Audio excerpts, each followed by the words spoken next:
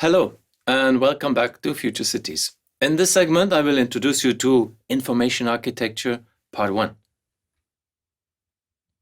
What is information architecture and why do we need it for future cities? In order to better explain the concept of information architecture, we use three aspects and spellings of the same expression. The first spelling. In the realm of the built environment, information architecture visualizes the information that is inherent but not visible in a building and thus makes the invisible visible. Think of temperature, for example. The second spelling. Information architecture, on the other hand, takes the architectural metaphor to structure the vast amount of data produced in modern society. Think of crowdsourcing or citizen science. The third spelling. Information architecture is defined as the necessary framework to understand architecture, urban systems, and territories in the knowledge society. Before working with these three meanings, we must first define three key words. Nothing is static in architecture or urban design. The three expressions data, information, and knowledge are so crucial because they express the dynamics, the flows and forces of architecture and urban design. For physical architecture, we use physical materials.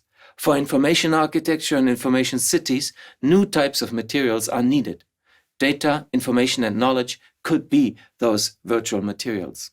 We refer to data as the smallest entities of information, as values given to objects, expressions, functions, or properties. Examples of data are numbers, colors, or other simple descriptions.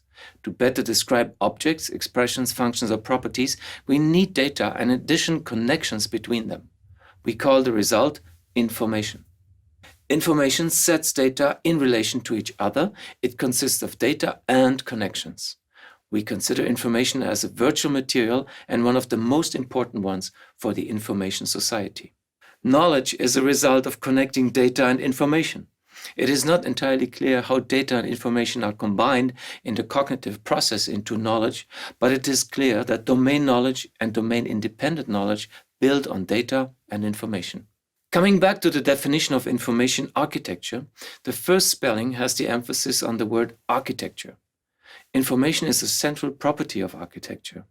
Information architecture then describes information in architecture and stands for making the invisible visible in the form of digital information extracted from and applied to physical architecture to better understand and design buildings and cities. All scientists need data and all architects need data. Often we see the value of data only when we have no access to them.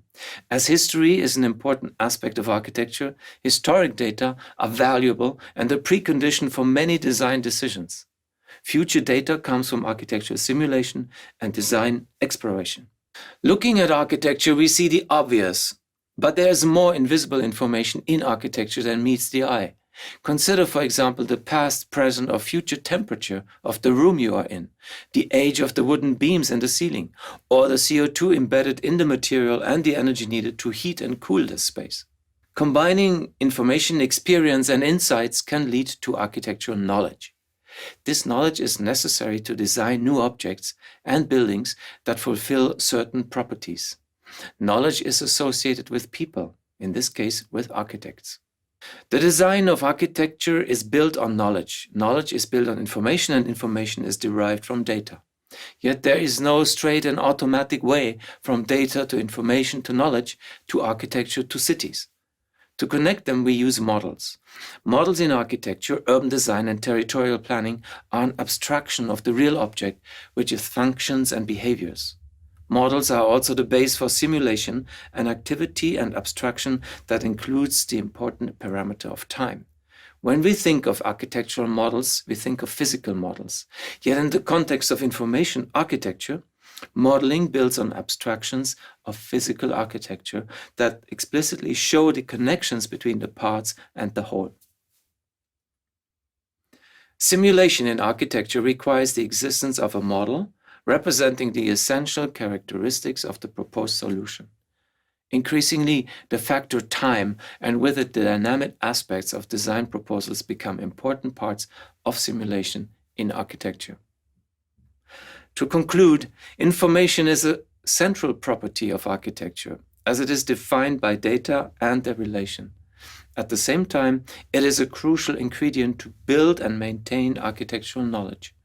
With regards to urban design, the realm of data is expanding exponentially fast, followed by the amount of derived information which can be used to build design knowledge.